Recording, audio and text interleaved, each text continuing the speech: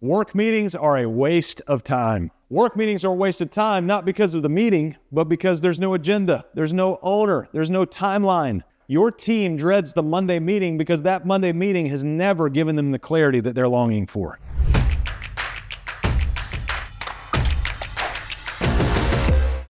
We were working with a client one time and she was running a plumbing company. And so we started meeting with her long-term as one of our coaches. And I was amazed that one of the coaches came back to our coaches meeting that we meet every week. Our coaches go through a lot of training. And he asked this question, I'm used to business owners who don't meet enough. What about a business owner who meets all the time? And we were like, what are you talking about? And he said, anytime there's a problem, she calls a meeting. Like it'll be Wednesday at 2:38 in the afternoon. She'll go, hey, we're going to call a meeting. And we were like, is this Michael Scott from The Office? Like a Dunder Mifflin meeting. He just walks out into the place and just calls a meeting. And she would have, 10, 12, 15 meetings a week of just these things, but they were all random. They would last an hour and 18 minutes, and they would just sort of drone on, and guess what? Nothing got done. Well, then she got introduced to the 1-hour agenda-driven, leader-led meeting, and it changed everything, not only for her, but for her entire team. For too long, work meetings have become like a waste management site. It's just a dumping ground to take all of our garbage thoughts and dump them on somebody else and hope that they can put a salve on them to make us feel better about ourselves. But we're not going to do that anymore, because what I'm going to do is give you a framework right now that you're going to be able to implement tomorrow so that you can start having meetings that are on purpose rather than meetings that are a big pile of garbage heap that nobody draws value from.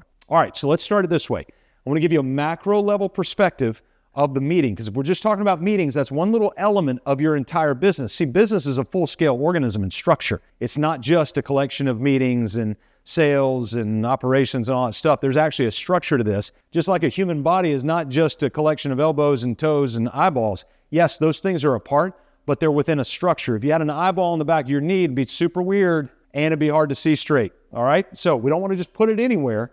We need to understand where it fits within the context of the structure of a business. So I want you to imagine a metaphor of a human body, yours. Well, your human body is made up of a skeletal structure. Bones are in certain places. They operate and function in certain ways. And they've got systems around them that support them, cardiovascular system and the endocrine system and all these things. So it's working in tandem. Your business is set up similarly. You ready? In fact, I've got a video in the description link below that is a full-scale masterclass on how to run a business where I do a deep dive into all three of these frameworks step by step by step.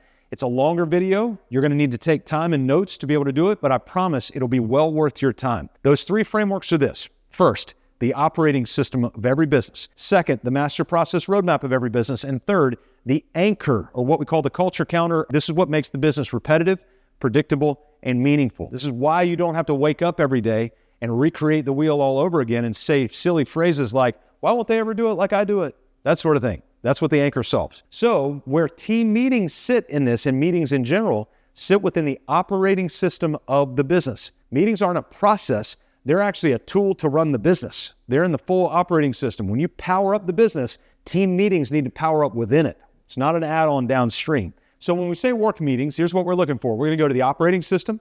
We're going to go to the second vertical of that operating system, purpose, people, so the people vertical. We're going to go down. There's a select group of tools. I think there's about 11 or 12 tools in the people vertical, and we're going to find 5 of them called the Big 5 feedback loop. Now, these 5 are team meetings, departmental meetings, executive meetings, one-on-one check-ins, annual performance review. Those are the 5 meetings that we're looking for in every single business to be able to boot up in the operating system of that business. So what I want to do is I want to do a deep dive on just one of those. And so I'm going to pick one called the operational departmental meeting. So the team meeting is a 1-hour agenda-driven leader-led meeting. The departmental meetings are a 1-hour weekly agenda-driven leader-led meeting. Well, Scott, our production meetings could go 3 hours, 4 hours, 2 hours.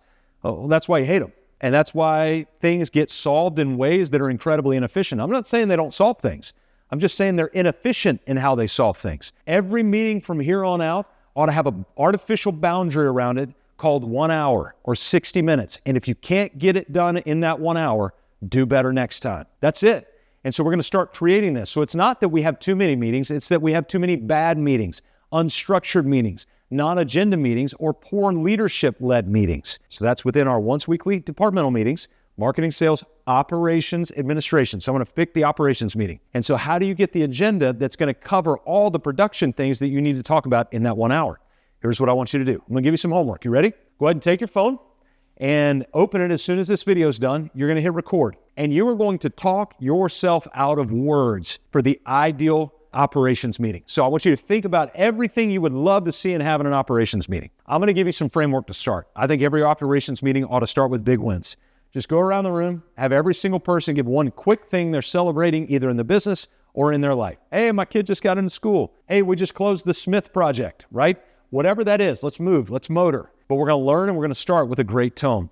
The second thing that we're going to do is we're going to go down the agenda and we're going to see what's the training we need to do in operations this week, what big milestones do we have coming up this week, and what do we have coming up 2 to 3 weeks from now. So we're going to go through the calendar of what that looks like. And then the third thing is we're going to go through the projects. That needs to be a part of every operational meeting. What projects you're going through, and a simple way to decode them so you don't spend 30 minutes a project like you have in the past is just code them green, yellow, red.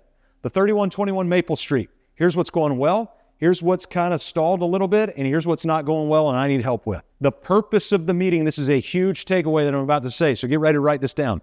The purpose of the meeting is not necessarily to solve problems. The purpose of the meeting is to make aware the problems that exist so that the right people can leave the meeting and go solve it. So the meetings are not for solutions. That's why you don't like the meetings, is because so many times you've been in a meeting where two people are trying to solve a problem that are not related to you. Yeah, you're a part of the business, but it's not within your scope. And you're just like, this is a waste of time. And so what do? You just get back on email, which extends the life of the meeting. And then you leave the meeting and go, I don't know why I'm in that meeting, right? And so that's why meetings are bad. But if we put an artificial boundary and we have very tight structure around those meetings, and then we have them leader-led, and the leader should not be you as the owner. Why? It's because when you speak, you carry a different weight of gravitas with your words, and it's just by role. It's not by anything else. It's just by your role. And so what we need to do is move you out of the facilitator seat, and you just need to be an agenda item on the meeting. That's it. And so if you want some time and space, then say, hey, I need 5 minutes in the meeting, and this is what I want to talk about. But you got to tell that facilitator up front. You don't just get to show up and pontificate. You've got to follow the rules as well. But the moment you get outside of those rules, everybody else is going to see them as null and void. 1 hour, agenda-driven, leader-led. So you've recorded everything that you have a desire for, and you hit stop. And then you're going to go into AI, and you're going to say, hey, AI, I want a custom agenda. Here's uploaded everything that I have a desire for. And oh, by the way, this guy, Scott Beebe, you can actually reference this video. Just take the link and put it into chat, and it can reference this, or you can take the transcript and copy and paste it in there and say, I want my meetings to be like this, okay? And so it will give you that agenda. And now what you can do is for about a month or two, you can run the meetings. Well, Scott, I thought you said you don't want me to run them. No, I want you to model them for 2 months and then pick a leader to run them from there and give them your expectations. They're going to hold to the boundary of 1 hour, that they're going to keep Larry the Loudmouth tied to an agenda item so we can put a leash around him, around what he's going to be doing, and we're going to make sure that we get through this agenda. And if we don't get all through it week 1 of their facilitation, then do better next time. And so once we have that 1 hour agenda-driven, leader-led meeting, these meetings are going to come to life. They're going to pop. People will actually look forward to them, and they will come prepared. Your meetings don't need to be a waste of time. In fact, they can be a rally point for culture building and bringing awareness to the real problems that need to be solved. Why? It's because you're tired of living in chaos, and our one mission is to liberate you from that chaos, to make time for the things that matter most.